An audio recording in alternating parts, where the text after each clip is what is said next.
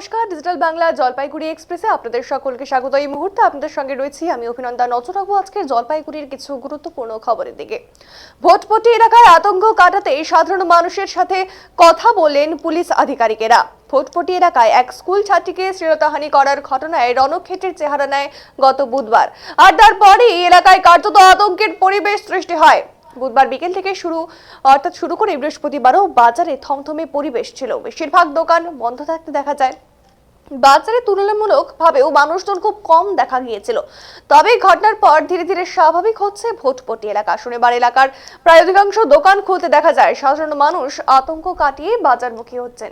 সাধারণ মানুষের ভয়ভীতি কাটাতে শনিবার পুলিশ সাধারণ মানুষের সাথে কথা বলেন। এদিন জেলা পুলিশের ডিএসপি ক্রাইম শান্তিনাথ পাজা, ময়নাগুড়ি থানার দায়িত্বপ্রাপ্ত আইসি বিরাজ মুখোপাধ্যায় এবং ভোটপট্টি পুলিশ ফাঁড়ির ওসি অসীম মালাকার এলাকায় যান। সাধারণ মানুষের সাথে কথা বলেন এবং তাদের আশ্বস্ত করেন। পাশাপাশি বিভিন্ন পড়ুয়া টোটো চালক সহ ব্যবসায়ীদের সাথে কথা বলেন এবং তাদের আশ্বস্ত করেন। তবে পরিস্থিতি স্বাভাবিক ছন্দে ফিরছে বলেই জানিয়েছেন ডিএসপি ক্রাইম শান্তিনাথ পাজা। তার জন্য শাস্তি হবে। আমরা নিরপেক্ষ জায়গা, আমরা অযথা তো কাউকে এরকম কিছু করবো না। আমাদের 10টা লোক ছাড়া পেয়ে যায়, কিন্তু কেউ করবে মানুষকে তার জন্য শাস্তি। সেগুলির আগে যখন লাইভটা দেখতেছে না, মানুষের মনে একটা আতঙ্ক হয়ে যাচ্ছে। আগের ছন্দে ফিরে আসুন, আগে যেমন ভাবে ছিল। আমরা তো চাই শান্তি হোক। চাষি ব্যবসা সবাই যে যার মধ্যে। না সেটা তো ভুল ঘটনার আসামি সমস্ত ধরা পড়ে গেছে। আতঙ্কিত হওয়ার কিছু নেই, ঠিক আছে? এই ঘটনারই আসামি ধরা পড়ে গেছে। আইনি প্রক্রিয়া চলবে, আমরা কাউকে হ্যারাস করতে চলবে। আগের ছন্দে ফিরে আসুন, আমি যে হয়েছিল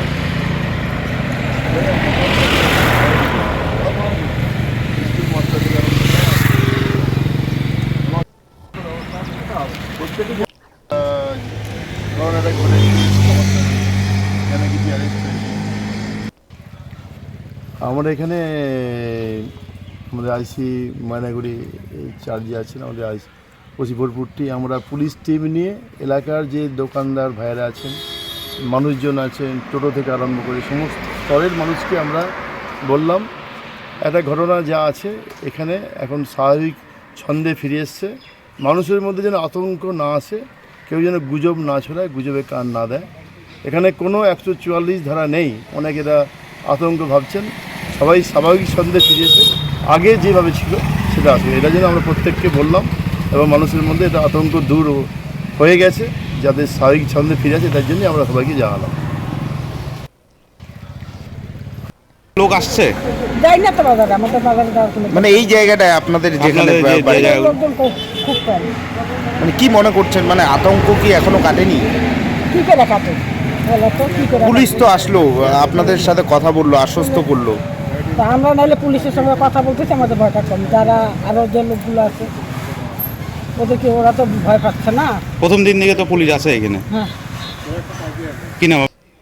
পুলিশ তো আসলো, আতঙ্ক কাটলো আপনাদের? আতঙ্ক দেখেন, আতঙ্ক কাটার তো সেরকম কিছু পরিস্থিতি দেখলাম না। এখন যা পরিস্থিতি আমরা বুধবার থেকে দেখে আসছি, আর যেভাবে কাজ চলছে এইভাবে, মানে পুলিশের টহলদারি, তারপর আমাদের লোকাল ছেলেপেলে যারা ভয়ে আছে, যে ব্যাপার হচ্ছে আমাদের সামনে যেহেতু ঘটনাটা ঘটে, সবাই প্রায় দেখতে গিয়েও সবাই ফেসে গেছে, এরকম একটা ব্যাপার আর কি। তো এখন ওনারা বললো, দেখা যাক আগে পরিস্থিতি কী দাঁড়ায়। এখন পরিস্থিতি না দেখে তো ওনারা বললো, বলা স্কুলে যাচ্ছে? স্কুলে তো এখান থেকে লোকাল ছেলেপেলে যাচ্ছে না। তো স্কুল বন্ধ? স্কুল মোটামুটি হয়তো বন্ধ। স্কুলে গিয়ে আমি দেখিনি, তবে বাড়ির থেকে সবাই বেরোতে ভয় পাচ্ছে। আমাদের শোরুমের স্টাফরা কাজে আসতে ভয় পাচ্ছে, বাইরের যারা। তো পুলিশ আসলো, আশ্বস্ত করলো? হ্যাঁ, পুলিশ এখন বললো, এখন দেখেন সবাইকে জানাবো। তারপরে কি, এখন মানুষের মনের ভয়টা তো আর মুখের বলাতে মিটবে না, সেটা পরিস্থিতি দেখেই মানুষের ভয়টা কাটবে। কি নাম আপনার? আমার নাম নরেশ্বর। আমার নাম খুশিরঞ্জন মণ্ডল। খুশিরঞ্জন মণ্ডল। পুলিশ এলো এবং বোঝাচ্ছে, তো পরিস্থিতি কি কিছুটা কাটবে? তবে আমি তো ওই সময় বাড়িতে ছিলাম না, আমি গেছিলাম কলকাতা। না, এই বর্তমানে যে পরিস্থিতি আছে, আমি কালকে সরেজমিনে তদন্ত করেছি। বিভিন্ন বাড়িতে গিয়ে বলছি যে তোমরা হাটে বাজারে আসো, আর আমার আশেপাশের দোকান, এই যে প্রাইমারি স্কুলের আশেপাশে যতগুলো দোকান আছে ওদেরকে বলেছি দোকানটা খোলো। ওরা অনেকে দোকান খুলেছে আমার ভরসা, আর আমি বলছি যাদেরকে খুলেছে আর কাউকে তুলবে না। হ্যাঁ, আর ডিআইবি অফিসার যে পরীক্ষিত বাবু, ওনার সাথে আমার ভালো সম্পর্ক। ওনাকে আমি ডেকে নিয়ে আসছিলাম আমার বাড়িতে, পরশুদিন আসতে বলছিলাম। আমি কলকাতা থেকে আসার পরে উনি পরশুদিন মানে আসতে মোট পারেন। কথা আপনিও বাড়ি বাড়ি যাচ্ছেন। হ্যাঁ, আমিও বাড়ি বাড়ি যেয়ে তো এখন পুলিশ আসলো, কথা বললো, এখন পরিস্থিতি তো কিছুটা স্বাভাবিক হয়েছে। কিছুটা স্বাভাবিক, তবে এখন যে উত্তেজনাটা ছিল সেই উত্তেজনাটা নাই। আর আমাদের ভোটপাটিতে এই ধরনের কোনো রকম ঘটনা জীবনে কোনো দিন ঘটে নাই। আমার নাম খুশিরঞ্জন বর্মন। মানুষকে বুঝতে হবে, তার জন্য শাস্তি হবে। আমরা নিরপেক্ষ জায়গা, হ্যাঁ, আমরা অযথা তো কাউকে এরকম কিছু করবো না। আমাদের 10টা লোক ছাড়া পেয়ে যাবে, কিন্তু সেগুলির আগে যখন এই লাইভটা দেখতেছে না, মানুষের মনে একটা আতঙ্ক হয়ে যাচ্ছে। আগের ছন্দে ফিরে আসুন, আগে যেমন ভাবে ছিল। আমরা তো চাই শান্তি হোক। চাষি, ব্যবসা সবাই যে যার মধ্যে। না না, সেটা বামপন্থীদের ব্যক্তি দল গোষ্ঠী সবাইকে এককাঠা করতে হবে, সিপিআইএম কে আরো শক্তিশালী করতে হবে, তাহলেই বাম ঐক্য ভালো হবে। তৃণমূল কংগ্রেসের মধ্যে আলাদা দল তৈরি করার জন্য রেজিস্ট্রেশনের জন্য আবেদন করছে তৃণমূলের বয়স্ক তরুণ, তাদের মধ্যে লড়াই ঝগড়া চলছে। মাঝখানে যখন অভিষেক উঠছিল তখন বয়স্করা ওর পেছনে যাচ্ছিল। এখন দেখি বয়স্করা, হাকিম, সুদীপরা অন্যভাবে চলার চেষ্টা করছে। দক্ষিণপন্থীরা আলাদা দলের রেজিস্ট্রেশন করছে। আস্তে আস্তে অভিষেক কোণঠাসা হচ্ছে। অন্যদের ফাটল দেখার আগে দেখতে হবে নিজেদের অবস্থা কি। জলপাইগুড়ি রবীন্দ্র ভবনের মাঠে সিপিআইএম এর জেলার সম্মেলনের প্রকাশ্য সমাবেশে এসে এমনই বললেন সিপিআইএম এর রাজ্য সম্পাদক মোহাম্মদ সেলিম। এদিন সেলিম বলছেন যে বাংলাদেশের ময়মনসিংহে সংখ্যালঘুদের ওপর অত্যাচার হচ্ছে। একটা দেশে যখন গণতান্ত্রিক কাঠামো ভেঙে যায়, নৈরাজ্য যখন তৈরি হয়, তখন মৌলবাদী সাম্প্রদায়িক শক্তিগুলো মাথা চাড়া দেয়। আমরা চাই বাংলাদেশের গণতন্ত্র ফিরুক। ইউনূস সরকারের প্রথম দায়িত্ব গণতন্ত্র প্রতিষ্ঠা করা আর বাংলাদেশে নির্বাচন করানো। আমরা গণপ্রজাতান্ত্রিক বাংলাদেশে অর্থাৎ বাংলাদেশের স্বাধীন থাকে। বারবার উত্তরবঙ্গে বঞ্চনার কারণে আলাদা রাজ্যের দাবি ওঠে। সেই প্রসঙ্গে সেলিম জানিয়েছেন যে এর আগেও অনন্ত মহারাজ বলেছিলেন কথা হয়ে গেছে, আলাদা কিছু একটা হচ্ছে। স্বরাষ্ট্রমন্ত্রীর নামে বলেছিলেন, এখন তো তিনি সাংসদ। আমরা চাই উত্তরবঙ্গের উন্নতি হোক এবং আরো বিভিন্ন কথা কিন্তু তিনি জানিয়েছেন।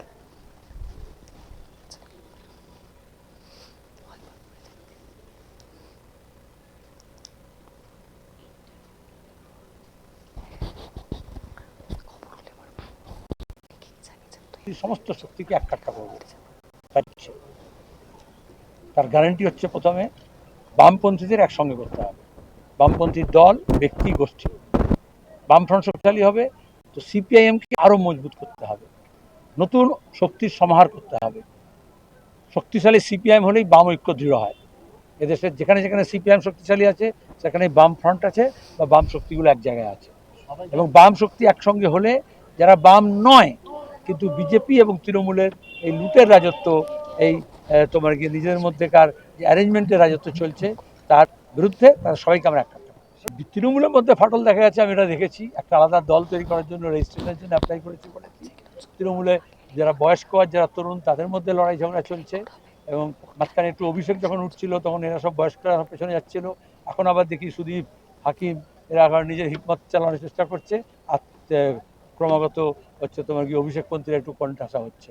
সুতরাং অন্য কোথাও ফাটল দেখার আগে দেখতে হবে নিজেদের অবস্থা কী। এটা ঠিক ফাটলটা হয়েছে, কি হয়েছে? আদানির প্রশ্নে, তার দুর্নীতির প্রশ্নে যখন সবাই মিলে একসঙ্গে লড়ছে তখন তৃণমূল বলেছে না, আমরা আদানির প্রশ্নে আমরা বিজেপির সঙ্গে, আদানির বিরুদ্ধে না। সেটা ওদের ব্যাপার। আমি তৃণমূলের তো বলিনি, তুমি কেন বলে দিলে? এগুলো ফাঁস করতে নেই। আমি বলেছি একটা দক্ষিণপন্থী দল হবে। আর এতদিনে সাংবাদিকরা কি পেলো না? ইলেকশন কমিশনের কাছে গেলেই জানা যায় যে কে কী নাম আছে, কারা দরখাস্ত করেছে। তাতেই লোকেরা বলেছে এটা একটা দক্ষিণপন্থী এবং এর মধ্যে তৃণমূলপন্থীও আছে, বিজেপিপন্থীও আছে। যাদের দম বন্ধ হয়ে যাবে নিজের দলের মধ্যে বা হয়ে গেছে, যারা কলকে পাবে না, তারা গাঁজারিরা এরকম করে, নতুন কলকে খোঁজে। ওরকম ওরা একটা নতুন, যেখানে কলকে পাচ্ছে না নতুন কলকে খুঁজছে। আসলে যখন রাজ্যকে, দেশকে জাতপাত, ধর্ম, বর্ণের নাম করে ফালা করে কাটার চেষ্টা করা হয়, তখন শুধু ফালা কাটা কেন, আমাদের রাজ্যে এমন একটা অবস্থা তৈরি হয়েছে যেখানে রেষারেষি করে ভোট বাড়ানোর জন্য হিন্দু হিন্দু মুসলমান মুসলমান করছে। এইসব পরিস্থিতিতে স্লিপার সেলগুলো বেড়ে যায়, তারা আশ্রয় পায়, প্রশ্রয় পায়। তাহলে এই ধরনের যাতে ঘটনা না ঘটে তার জন্য যে ব্যবস্থা নেওয়ার দরকার, পুলিশকে কি রাজ্য সরকার বা কেন্দ্র সরকার সীমানায় কি সেই নজরদারি বাড়াচ্ছে? চীনের যে কোনো শহরে যাবে, আমি শহরগুলোর নাম বলে দিচ্ছি, যেখানে দেখবে ভারতীয় ব্যবসায়ীরা একটা বিশাল সংখ্যায় আছে, তাহলে ট্যুরিস্টকে যেতে আসতে বাধা দিচ্ছে তুমি যদি বেড়াতে যাও। আজ পর্যন্ত আমাদের কুনমিংয়ের সঙ্গে আমাদের এখানকার বাগডোগরা বলো, কলকাতা বলো, যে প্লেন সার্ভিস করার কথা ঠিক উল্টো দিকটায়, সেটা হচ্ছে না। কালিম্পংয়ের ল্যান্ড বর্ডার দিয়ে আমাদের বাণিজ্য বাড়ানোর কথা, সেটা হচ্ছে না। তখন দাঁড়িয়ে বিদ্বেষ তৈরি করা হচ্ছে। আর যখন গুজরাট থেকে চীনের যখন কান্ডলা পোর্টের সঙ্গে সাংহাই পোর্টে যখন বন্দোবস্ত হচ্ছে, তখন কিন্তু কেউ কোনো কথা বলছে না। এটাই রাজনীতি। আমি আমার বক্তৃতা আজকে বলেছি, ময়মনসিংহ নাম দিয়ে বলেছি, চট্টগ্রাম যখন বলছে তখন আমি ময়মনসিংহ বলেছি।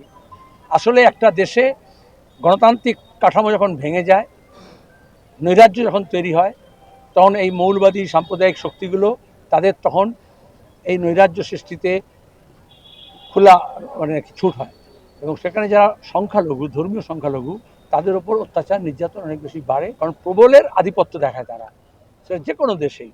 সেই জন্য সংখ্যালঘু অধিকারকে বাংলাদেশে সুনিশ্চিত করতে হবে। ইউনূস সরকার এটা প্রথম দায়িত্ব। আর দ্বিতীয় দায়িত্ব হচ্ছে সেখানে যাতে নির্বাচিত সরকার তৈরি হয় তার ব্যবস্থা করা, তার একটা দায়বদ্ধতা থাকে।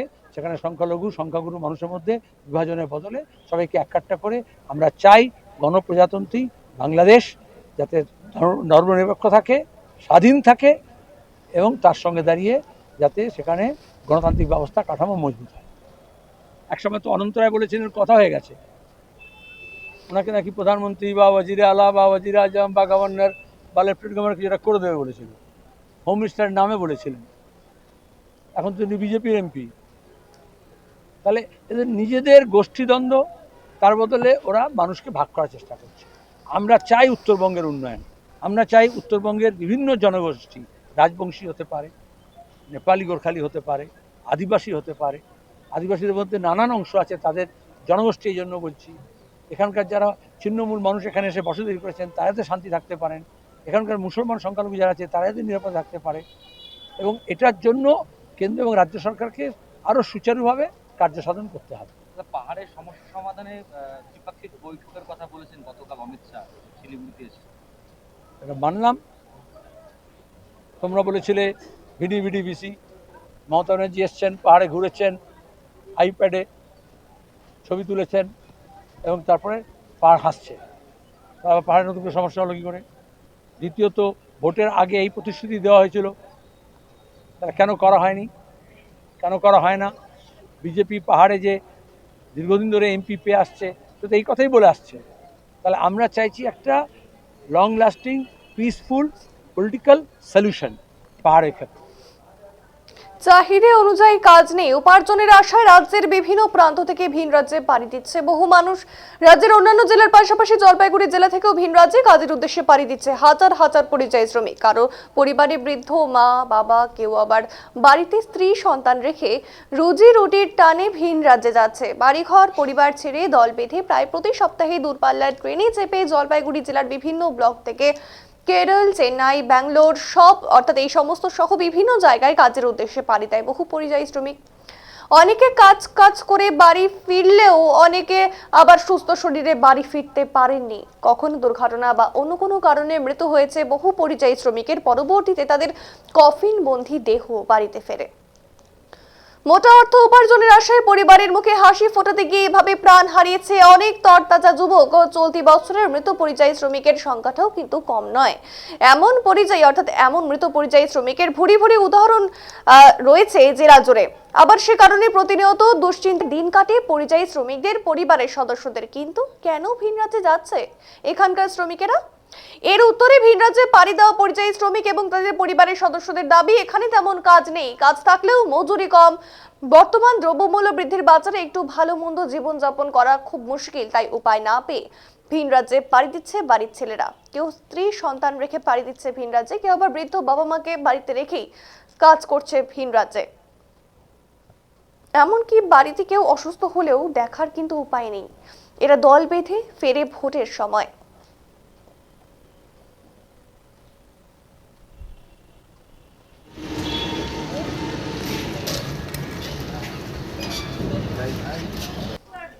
আমার কাকা শ্বশুরের বাড়ি।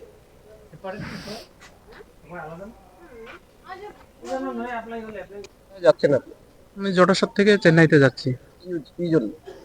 কাজ করতে। ওখানে কি কাজ করেন? কত বছর থেকে কাজ করছেন? ওখানে কাজ করি, বিল্ডিং এর কাজ করি, রড শাটারিং এর কাজ করি, 10 বছর থেকে কাজ করতেছি। এখানে কাজ পাওয়া যায় না ডেলি, এখানে মজুরিও কম, 2-1 দিন কাজ করে ওইভাবে হয় না, ফ্যামিলি চালাইতে অসুবিধা হয়, এর জন্য যাওয়া কথা। বাড়িতে কে কে আছে? বাড়িতে মা আছে, বউ আছে, 2টা বাচ্চা আছে। এই সবাইকে রেখে যাচ্ছেন, বাড়ির লোক চিন্তা থাকে, আপনাকেও তো চিন্তা থাকতে হবে। ওটা তো করে চিন্তা করবি। কতটা আতঙ্কের মধ্যে থাকতে হয় আপনাদের? আতঙ্ক তো হয়, বিল্ডিং লাইনে কাজ করলে নিজেকেও আতঙ্ক লাগে, বাড়ির লোকও আতঙ্ক অনুভব করে। আপনারা কি চান?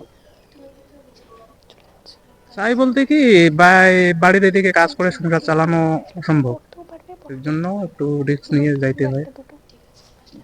এই যে অনেক সময় দুর্ঘটনা হয়, অনেকেই তো মৃত্যু পর্যন্ত ঘটছে, কতটা আতঙ্কিত হয়? আতঙ্কি লাগে, ভয় লাগে খুব, কিন্তু কিচ্ছু করার নাই, যেতেই হবে। পরিবারে যারা আছে তারা তারা আতঙ্কে থাকেন? ওরাও তো থাকে আতঙ্ক, আসতে দেয় না, কিন্তু আমরা তো ছেলে মানুষ, আমরা বুঝি, ফ্যামিলি চালাই, কতটা মাথায় চাপ থাকে। এই যে সামনে নতুন বছর, নতুন বছরের আগেই আপনি যে বছর শেষে এইভাবে রওনা হচ্ছেন, বাড়ির লোক যেতে দিচ্ছিল? বাড়ির লোক তো যেতে দেয় না, কিন্তু কিচ্ছু করার নাই আর, পরিস্থিতি। আপনার নাম? আমার নাম কমল রায়। যাচ্ছে আপনার কে থাকে বাইরে? আমার স্বামী থাকে, কোথায় থাকে? হচ্ছে বাইরে কেরালাতে থাকে, কি কাজ করে? টাইসের কাজ করে। কতদিন থেকে আছে? এই 1 বছরের বেশি। কেন যায় বাইরে? এখানে কি কাজের বাইরে অভাব? এখানে আমাদের এখানে কাজ নেই, তার জন্যই না বাইরে যেতে হয়। এখানে কাজ নেই, এখানে পয়সা ইনকামও কম, ওর জন্য। বাড়িতে কে কে আছে? বাড়িতে আমার 2 মেয়ে, শ্বশুর শাশুড়ি আর আমি। আর আপনার স্বামী কয় ভাই? 2 ভাই। দুইজনই বাইরে থাকে? হ্যাঁ, না, আমার দেওরটা এখানেই কাজ করে, বাড়িতে এখানেই কাজ করে। কতটা অসুবিধার মধ্যে আপনাদের কাটতে হয় দিন? আমাদের কতটা অসুবিধা, অনেকেই অসুবিধায়, অনেকেই না অসুবিধার মধ্যেই না থাকতে হয়। বাচ্চা দুটো যেমন, হ্যাঁ, বাবা ছাড়া থাকতে হয়, ওদের তো বাবা তো বাড়িতেই থাকে না, ওদের তো সময়তে বাবাকে লাগে না। কতদিন পর পর আসে? 1.5 বছর পরে এসেছিল বাড়িতে। আর বাড়িতে কোনো সমস্যা হলে তাহলে? তখন সমস্যা হলে ওই যে আমরাই দৌড়াই, শাশুড়ি, আমি, আবার কি, আমার শ্বশুর তো। এই যে বিভিন্ন সময় দেখা যাচ্ছে বাইরে গিয়ে বিভিন্ন সময় অনেক শ্রমিক যারা কাজে যাচ্ছে দুর্ঘটনার কবলে পড়তে, কতটা আতঙ্কের মধ্যে থাকেন আপনারা? হ্যাঁ, তখন আমাদের চিন্তা হয় যে হচ্ছে বাইরে থাকে না, তখন তো চিন্তা তো হবেই। আপনারা কি চান? আমরা যাই কাছে পিঠে, যদি একটা কোনো কিছু হয়, সেমন কাজকর্ম হতো, তাহলে না এখানেই কাজ করতো, আর বাইরে আর যেতে হতো না। আপনারা বাইরে যেতে দিতে চান না? না, বাইরে কেউ কি যেতে দিতে চায়? যদি এখানে যদি সেরকম ইনকাম হয়, তাহলে বাইরে কি যেতে দিতে চায়? আপনার নাম? আমার নাম শেফালি হালদার সাহা। কি আপনারা কে বাইরে কাজ করতে যায়? আমার এক ভাইস্তা হচ্ছে কেরালায় কাজ করে। কতদিন থেকে করে? এর আগে মানে 1 বছর তো হয়ে গেল, এর আগেও আবার গেছে, আবার আসছে, আবার যায়, এরকম 1 বছর 1.5 বছর পর পর যাওয়া আসা করে। কি কাজ করে ওখানে? হচ্ছে এই রাজমিস্ত্রি কাজ করে, হচ্ছে নির্মাণ কাজই করে, শ্রমিক। শ্রমিক। বলছি এই কেন যায়? এখানে কি কাজকর্মের অভাব? হ্যাঁ, এদিকে অবশ্যই কাজকর্মের অভাব রয়েছে। এখানে কোনো শিল্প কারখানা নাই। কৃষিভিত্তিক যদি শিল্প থাকতো তাহলে পরে এখানকার যারা পরিযায়ী শ্রমিক, মানে আমার ভাস্তার মতো আরও অনেক, আমাদের গ্রামে আরও অনেক শ্রমিক আছে, তারা হচ্ছে বাইরে কেরালায় বা ব্যাঙ্গালোরে বা বিভিন্ন রাজ্যে তারা কাজ করে। এই যে বিভিন্ন জায়গায় শোনা যাচ্ছে বিভিন্ন সময় দুর্ঘটনা ঘটে, আপনারা কতটা আতঙ্কের মধ্যে থাকেন? হ্যাঁ, সবসময় একটা চিন্তা তো থাকেই। পাশাপাশি যেমন কিছুদিন আগে শুনলাম ডাউকিমারিতে এরকম পরিযায়ী শ্রমিক মানে দুর্ঘটনা হলো, এগুলো শুনলে আমাদেরও খারাপ লাগে, আমরাও হচ্ছে একটা চিন্তার মধ্যে থাকি। আপনারা কি চান? অবশ্যই সরকার এখানে যদি একটু এই বেকার ছেলেপেলেদের দিকে একটু নজর দেয়, শিল্প কারখানা গড়ে তুলে যদি একটু মানে কাজের ব্যবস্থা করে, সেটাই আমরা চাই। আপনার নাম? আমার নাম বিকাশ রায়। কি আপনারা এটা আমার কাকা শ্বশুরের বাড়ি।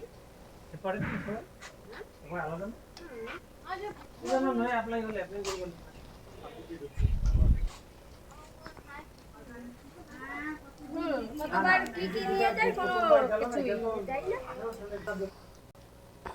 কর্মসূত্রে কিংবা পড়াশোনার জন্য সন্তান বাইরে থাকেন, এই পরিস্থিতিতে বাড়িতে থাকা মা বাবা কিংবা প্রিয়জনের মৃত্যু হলে সন্তানের জন্য মৃতদেহ সংরক্ষণ করার ব্যবস্থা ছিল না জলপাইগুড়ি শহরে।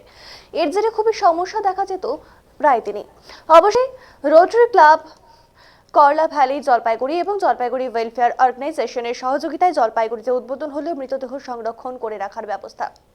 এই উপলক্ষে শনিবার শহরের ক্লাব রোডে জলপাইগুড়ি ওয়েলফেয়ার অর্গানাইজেশনে এক কর্মসূচির আয়োজন করা হয়। রবিবার থেকে সকলের জন্য এই পরিষেবা চালু হবে। জানা গেছে জলপাইগুড়ি শহরে অনেক পরিবারের সন্তানরা কর্মসূত্রে ও পড়াশোনার জন্য ভিন রাজ্যের পাশাপাশি ভিন দেশে থাকেন। বাড়িতে বয়স্ক পরিজনেরা থাকেন। কেউ যদি মারা যায়, প্রিয়জন জলপাইগুড়িতে দেরি করে আসতে আসতে মৃতদেহ পচন ধরে যায়। এই কারণে প্রিয়জনকে ছাড়াই মৃতদেহ বাধ্য হয়ে দাহ করতে হয়। এখন থেকেই সমস্যা আর হবে না। একটি মৃতদেহ একটানা 3 দিন রাখা যাবে, জানালেন জলপাইগুড়ি ওয়েলফেয়ার অর্গানাইজেশনের সম্পাদক Sanjay Chakraborty.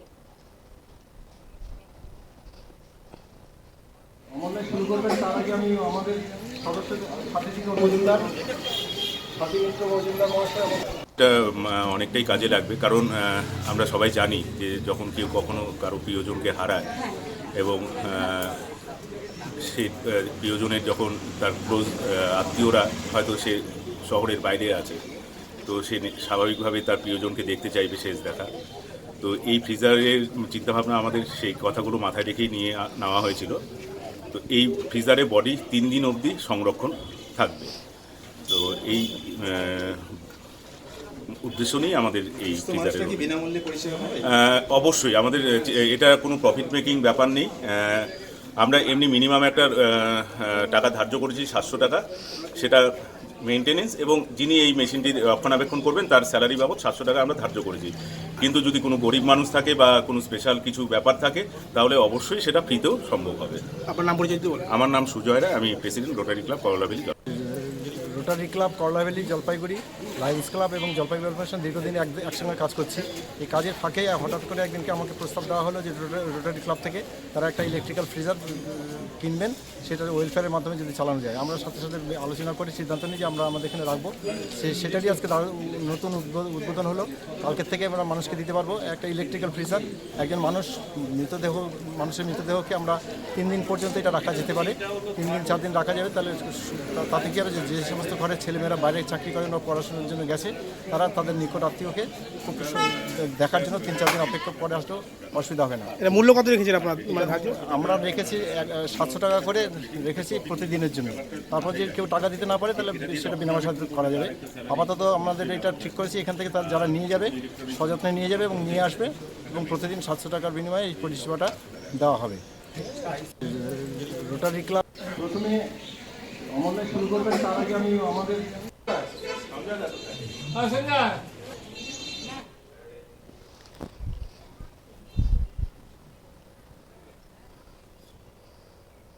West Bengal motor vehicles honours agent ইউনিয়নের জলপাইগুড়ি ইউনিটের 17তম বার্ষিক সাধারণ সভা শনিবার অনুষ্ঠিত হলো জলপাইগুড়ি জেলা শাসকের দপ্তরের উল্টো দিকে ইউনিটের কার্যালয়ে।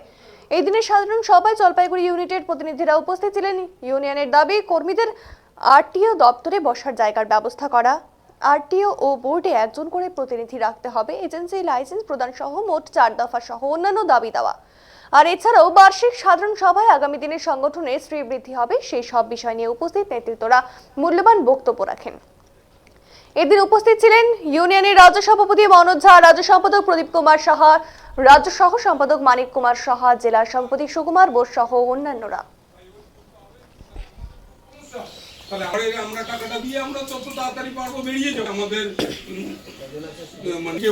আজকে জলপাইগুড়ি ইউনিটের বার্ষিক সাধারণ সভা।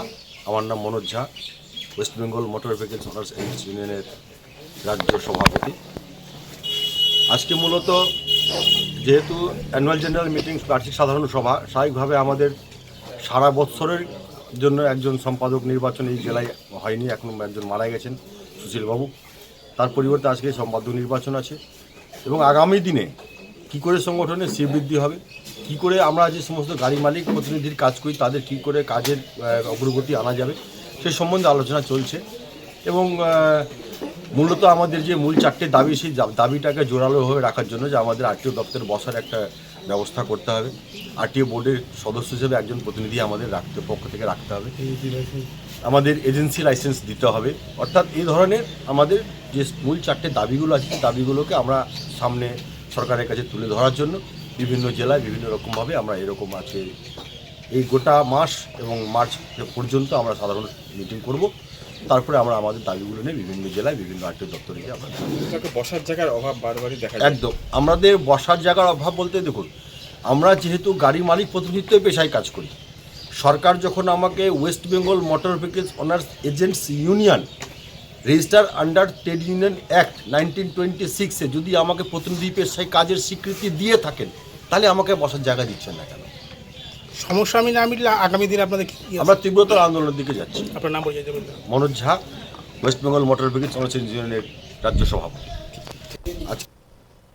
জলপাইগুড়ি ইঞ্জিনিয়ারিং কলেজের কম্পিউটার সায়েন্স অ্যান্ড ইঞ্জিনিয়ারিং বিভাগের উদ্যোগে ও AICTE এর আর্থিক সহায়তায় অটল একাডেমির 6 দিনের ফ্যাকাল্টি ডেভেলপমেন্ট প্রোগ্রামের শেষ দিন ছিল আজ। আর গত 16 থেকে 21শে ডিসেম্বর পর্যন্ত টানা এই অনুষ্ঠানের আয়োজন করা হয়। অনুষ্ঠানে দেশ বিদেশের অনেক শিক্ষাবিদ, গবেষক এবং শিল্পবিদ অনলাইনে তাদের গবেষণা ও অভিজ্ঞতার বক্তব্য আকারে পেশ করেন এবং প্রতিদিন সন্ধ্যে 6টা থেকে রাত 9টা পর্যন্ত অনলাইনে আলোচনা হয়েছে। প্রথম দিন বক্তব্য রাখেন বিখ্যাত একটি সংস্থার পুনে শাখার বিজ্ঞানী ডক্টর গৌরাঙ্গ পাঞ্চাল এবং ভিন্ন অপর একটি কোম্পানির আমেরিকার টেক্সাস শাখা থেকে শ্রী সমিত মজুমদার। বর্তমানে ইন্ডাস্ট্রিতে সাইবার নিরাপত্তা ব্যবস্থা সাবধানতায় AI মেশিন লার্নিং এর ভূমিকা নিয়ে আলোচনা করেন তারা। দ্বিতীয় দিনে বক্তা হিসেবে বিজ্ঞানী ডক্টর SK পাল এবং national institute of technology Sikkim থেকে অধ্যাপক সংগ্রাম রায়। অর্থাৎ ওদিন ডিজিটাল ভারতবর্ষে অনলাইন পরিষেবা ও সাইবার নিরাপত্তা ব্যবস্থা নিয়ে বিশদে আলোচনা হয়। তৃতীয় দিনে আলোচনা করা হয় তথ্যের ও সুরক্ষা, স্বাস্থ্য ও চিকিৎসক সংক্রান্ত তথ্যের সুরক্ষা ও গোপনীয়তা এবং DPDP act 2023। National institute of technology Raipur থেকে অধ্যাপক মৌ দাশগুপ্ত এবং ওয়েবল থেকে স্ত্রী কৌশিক হালদার আলোচনায় ছিলেন। চতুর্থ দিনের আলোচনায় উঠে এসেছে কৃত্রিম বুদ্ধিমত্তা প্রয়োগে সাইবার হামলার প্রতিকারের উপায়। আর এই দিনের আলোচনায় উপস্থিত ছিলেন সুদূর দাইবন থেকে অধ্যাপক অরিজিৎ কারাটি এবং দুর্গাপুর CSIR থেকে প্রিন্সিপাল বিজ্ঞানী ডক্টর রাজেশ P বানওয়াল।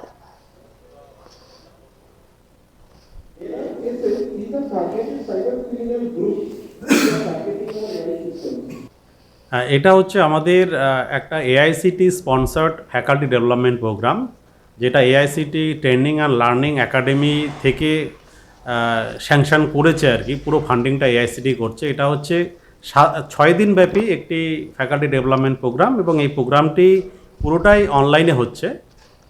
আর এটা মেন বিষয় হচ্ছে smart computing and it's application in cyber defence and digital forensic.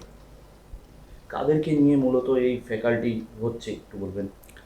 এই প্রোগ্রামটি মূলত যারা বিভিন্ন ইঞ্জিনিয়ারিং কলেজ এবং ইউনিভার্সিটির শিক্ষক শিক্ষিকা, অধ্যাপক অধ্যাপিকা আছেন এবং বিভিন্ন গবেষক আছেন, তদুপরি যারা বিভিন্ন মাস্টার ডিগ্রি করছেন, এরকম যারা স্টুডেন্ট আছেন, তাদের জন্যই এই প্রোগ্রামটি হচ্ছে। এবং সবচেয়ে খুশির ব্যাপার হচ্ছে সারা দেশ থেকে প্রায় 15টি রাজ্য থেকে এখানে বলতে গেলে 85টি ইনস্টিটিউট থেকে প্রায় 250 জন অধ্যাপক অধ্যাপিকা গবেষক এই প্রোগ্রামে অংশগ্রহণ করছে। এবং এটা একটা বলতে গেলে আমাদের একটা বিরাট সাকসেস। 16 তারিখে শুরু হয়েছিল, আজকে তার অন্তিম দিন, শেষ দিন। আজকেও আমাদের এখনও প্রোগ্রাম চলছে এবং রাত্রি 8টা পর্যন্ত এই প্রোগ্রামটি চলবে।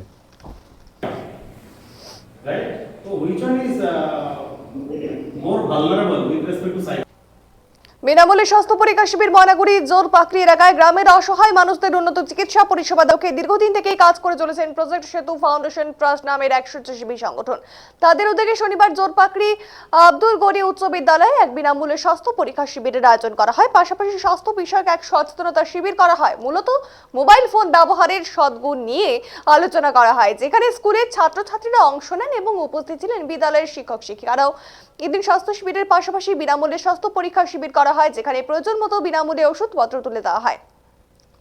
এবং বিগত 13 বছর ধরে প্রজেক্ট সেতু ফাউন্ডেশনের ট্রাস্ট নামক এই সংগঠন বিভিন্ন গ্রামীণ এলাকায় গিয়ে বিনামূল্যে স্বাস্থ্য পরিষেবা দিয়ে চলেছেন এবং সংগঠনের চেয়ারম্যান ডক্টর রশনি ঝান গাঙ্গুলি ময়নাগুড়ি জোরপাকড়ি এলাকায় অর্থাৎ সেখানকারই মেয়ে এসে তার পিতৃভিটে হলো জোরপাকড়ি, তাই তার নিজস্ব এলাকায় প্রতি বছর এই ধরনের শিবির করে থাকেন। আর সেরকমই এই দিনের এই শিবির আয়োজন করেন। এই দিনের এই শিবিরে বহু মানুষ স্বাস্থ্য পরীক্ষা করেন এবং ওষুধও নিয়ে যান।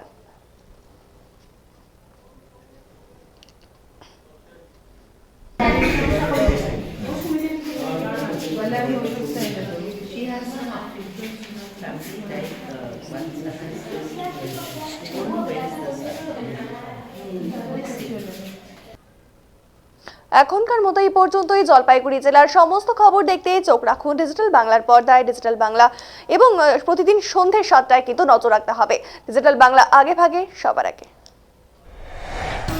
News express Siliguri sponsor by Neotia Getwell, a multi speciality hospital, Matigara, Siliguri.